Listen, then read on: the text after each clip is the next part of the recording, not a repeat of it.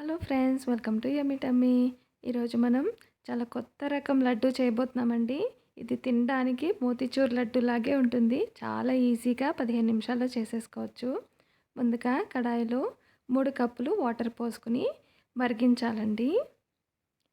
నీళ్ళు ఇలా మరగడం స్టార్ట్ అయిన తర్వాత 1 కప్పు కినోవా రైస్ని యాడ్ చేసుకోవాలి. కినోవా రైస్ చాలా మంచిదండి. చాలా టేస్టీగా వస్తాయి లడ్డూలు కూడా. మీడియం ఫ్లేమ్లో పెట్టుకుని రైస్ని కుక్ చేసుకోవాలండి. మధ్యలో మధ్యలో కదుపుకుంటూ. రైస్ మనకి పూర్తిగా ఉడకాలండి.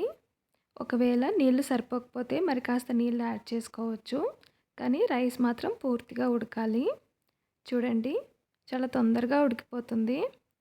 రైస్ పూర్తిగా ఈ విధంగా ఉడికిపోవాలి. మనకు అస్సలు టైం తీసుకోదండి. ఈ విధంగా రైస్ ఉడికిపోయిన తర్వాత ఇప్పుడు 1 కప్పు పంచదారని యాడ్ చేస్తున్నామండి. మనం ఏ కప్పుతో అయితే కొలతలు తీసుకుంటున్నామో అదే కప్పు అన్నిటికీ తీసుకున్నామండి.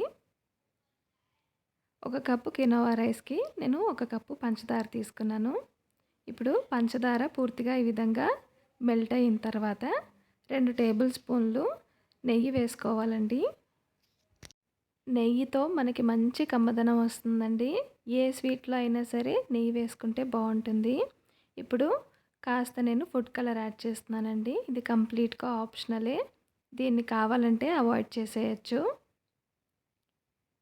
ఇప్పుడు మనం 1 టేబుల్ స్పూను యాలకుల పౌడర్ యాడ్ చేస్తున్నామండి. ఇప్పుడు దీనంతటిని కూడా పూర్తిగా దగ్గర వచ్చేంత వరకు కుక్ చేసుకోవాలి లో ఫ్లేమ్లో పెట్టుకుని. చూడండి, ఈ విధంగా పూర్తిగా మనకి దగ్గరైపోవాలి. ఇప్పుడు మనం ఇందులో ఆఖరిగా 1 table spoon pumpkin seeds add చేస్తున్నామండి. మన దగ్గర ఏ సీడ్స్ ఉన్నా వేసుకోవచ్చండి. Water melon seeds, pumpkin seeds, dry nuts ఏవన్నా వేసుకోవచ్చు. మంచి టేస్ట్ వస్తుంది.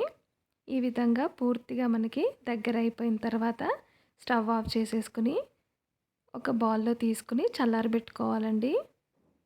మనకి ఇది పూర్తిగా చల్లారబడాలండి. మంచి టేస్టీగా 15 నిమిషాల్లో లడ్డు తయారైపోతుందండి. మోతీచూర్ ఇష్టపడే వాళ్ళు ఇది ఒక్కసారి ట్రై చేయండి. మీరు ప్రతిసారి మళ్ళీ మళ్ళీ చేసుకుంటారు. అంత టేస్టీగా ఉంటుంది.